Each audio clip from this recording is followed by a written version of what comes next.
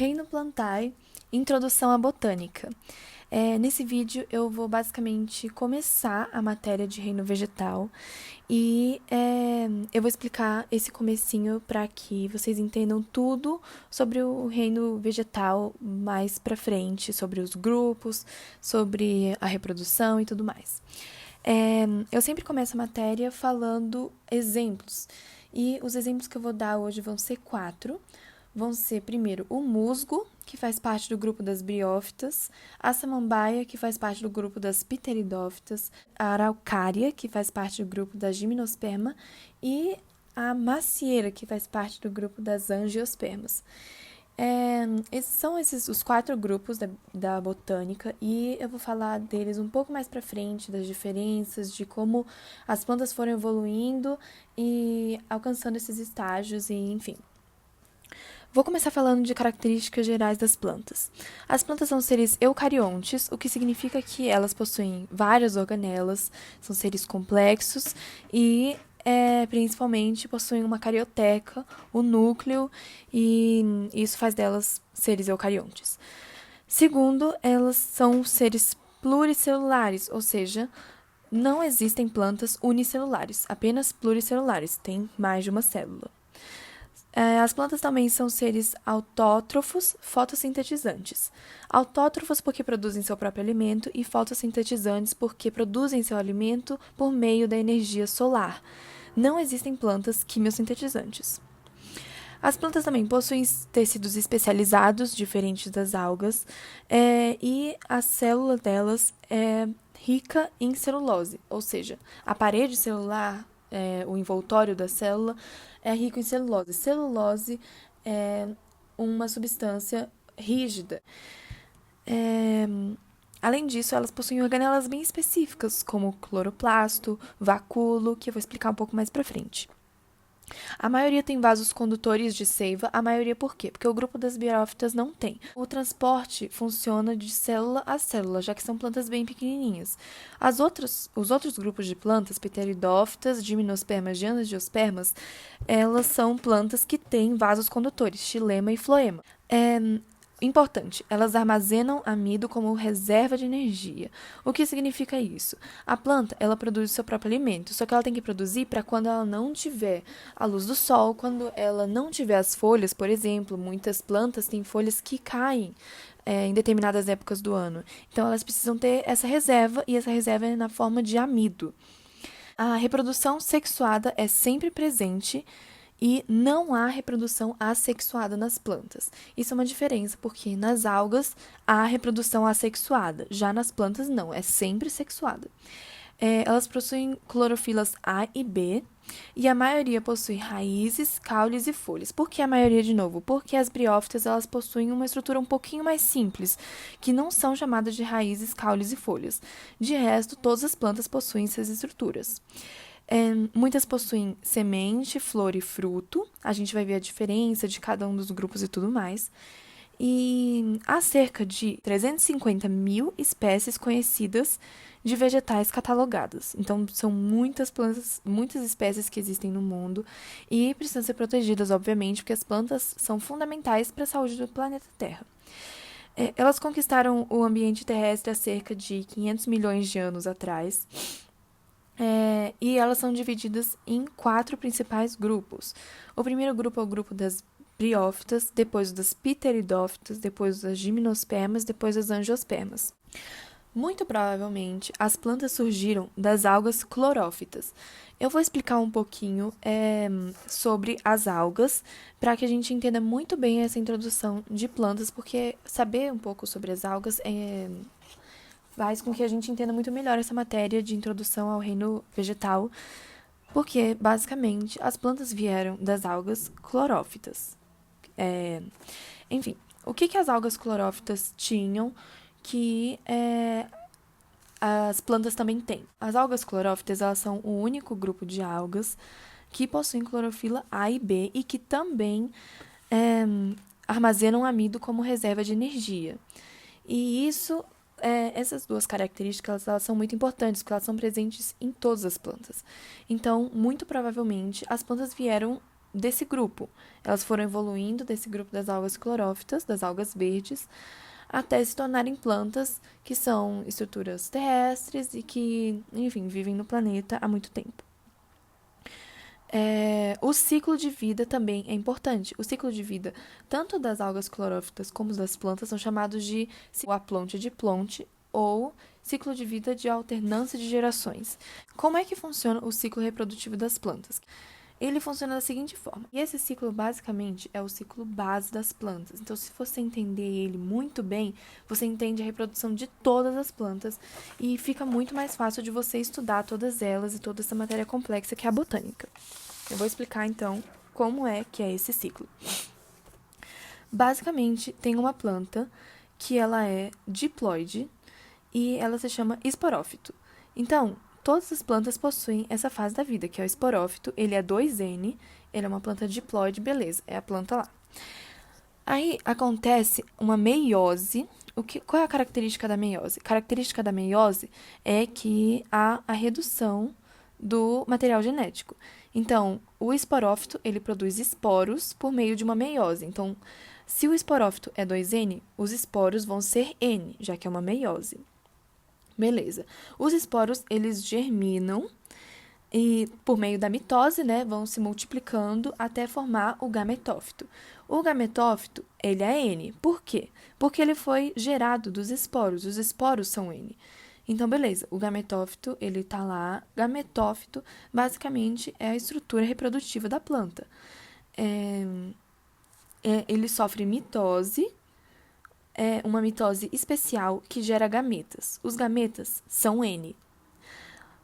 Então, basicamente, o gametófito, ele produz gametas, que são N, são haploides, e os gametas fecundam, gerando um zigoto diploide, e o zigoto vai se desenvolvendo por meio de várias mitoses e dá origem ao esporófito de novo. Então, são basicamente 5 etapas. Primeiro é o esporófito, 2N, que produz os esporos N, que germina e forma um gametófito, que é N também, e produz os gametas, N. E os gametas fecundam, formam um zigoto, 2N, que se desenvolve no esporófito de novo, 2N. Basicamente, esse é o ciclo haplodiplonte, alternância de gerações. Por que alternância de gerações? Porque tem uma geração que é 2N e outra geração que é N. Basicamente, é esse o ciclo que as algas verdes tinham e que todas as plantas têm também. Beleza. Agora eu vou falar um pouco das adaptações à vida terrestre das plantas. As adaptações necessárias à vida terrestre são muito fundamentais, porque as algas são muito diferentes das plantas, tanto que são de reinos diferentes. As algas, elas basicamente são uma estrutura bem mais simples das plantas. Elas são uma estrutura que basicamente tem um talo, que tem várias células, que não é um tecido especializado. Então, fica muito mais fácil para elas, por exemplo, porque elas estão na água e os nutrientes, eles vão passando por ali, elas vão absorvendo os nutrientes. E a água, ela é um ambiente que dá uma sustentabilidade para a planta. Já o ar, não. Então, elas vão ter que se acomodar a tudo isso. Algumas adaptações necessárias à vida terrestre das plantas são os rizóides, ou raízes, que servem para absorver seiva bruta do solo. Então, enquanto as algas elas têm o meio aquático todo, como um todo, para absorver, também tem uma estrutura em que elas ficam, mas elas absorvem os nutrientes pela água, né? E pelo ar as plantas não conseguem, então elas têm a terra, né, o substrato, e as raízes, que são muito importantes, são estruturas das plantas que absorvem os nutrientes.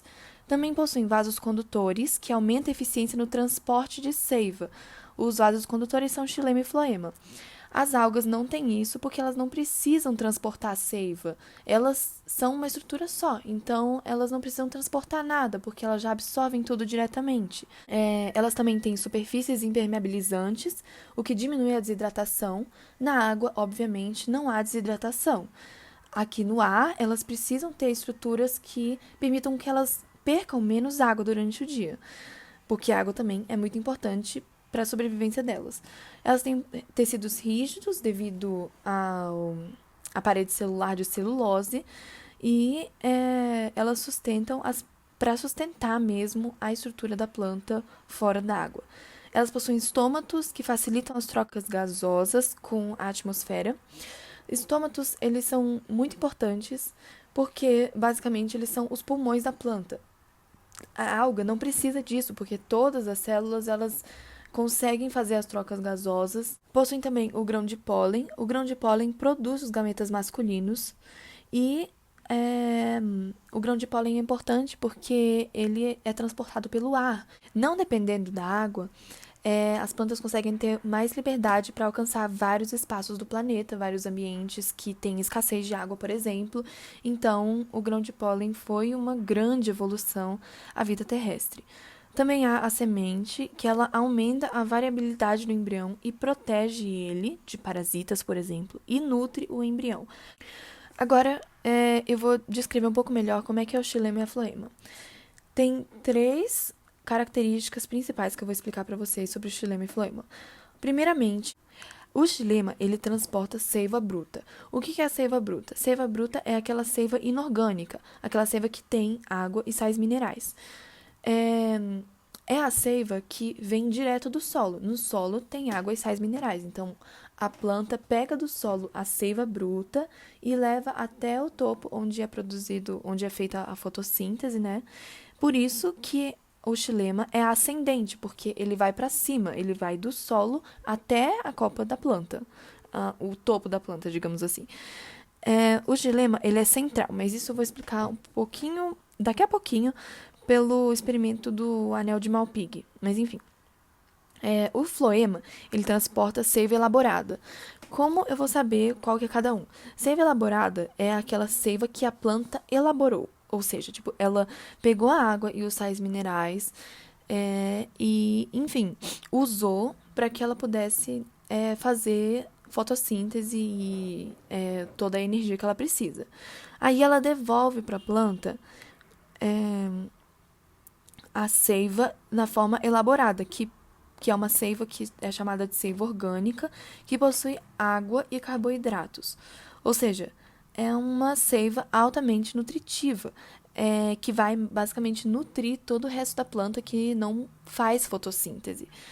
É uma seiva descendente, porque se a seiva bruta ela é ascendente, vai das raízes até o topo da planta, o floema é descendente, porque ele vai das folhas, né, ou do topo da planta, para espalhar todos esses nutrientes que ela carrega para o resto da planta. Enfim.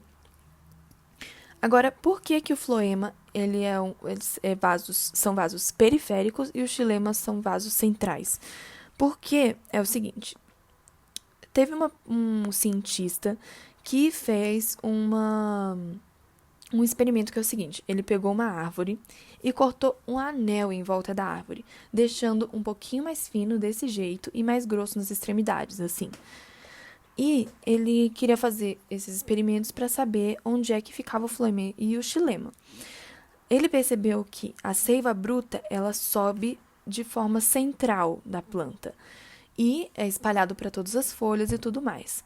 Na hora que a seiva elaborada é produzida, ela desce perifericamente, porque ela vai espalhar os nutrientes para a planta inteira. Então, ele percebeu, e como é que ele provou isso? Ele provou vendo que o anel nessa parte superior ele fica mais inchado, porque tem um acúmulo de seiva elaborado, um acúmulo de nutrientes que fez com que essa parte crescesse. E a outra ficou do mesmo jeito. Então, basicamente, a seiva elaborada, que é a seiva que nutre e carrega carboidratos, ela é uma seiva periférica. E acarretou no desenvolvimento só dessa parte, já que ele cortou esse anel. Então, isso prova que o xilema ele é central e o floema é periférico, justamente porque o floema ele espalha os nutrientes pela planta inteira, então ele precisa chegar nas extremidades, e o xilema não, o xilema só precisa levar água e os sais minerais para as plantas, então ele pode ser um vaso central. Essa parte é muito importante na matéria.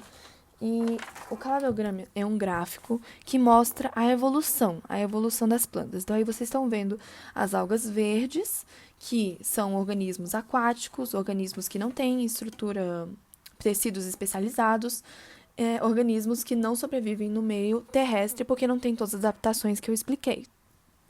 E, a partir dali, tem as briófitas, pteridófitas, gimnospermas e angiospermas. Cada um desses grupos tem uma evolução, né, que gradativamente vai chegando em um ponto em que as plantas conseguem dominar completamente o ambiente terrestre.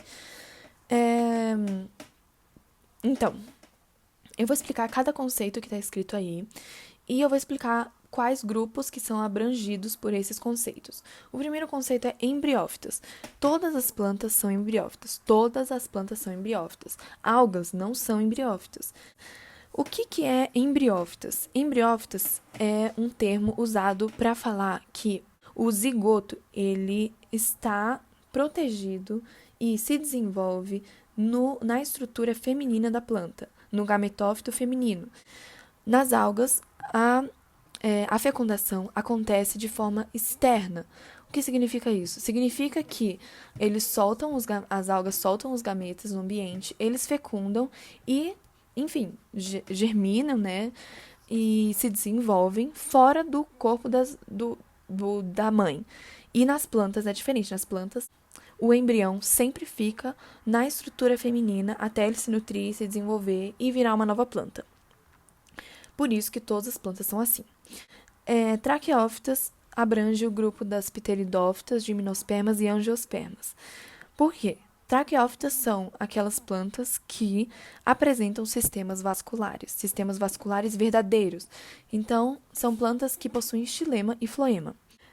Espermatófitas. Esperma é semente. Esperma é semente. Então, as espermatófitas são as gimnospermas e as angiospermas, que são as plantas que passaram a ter sementes.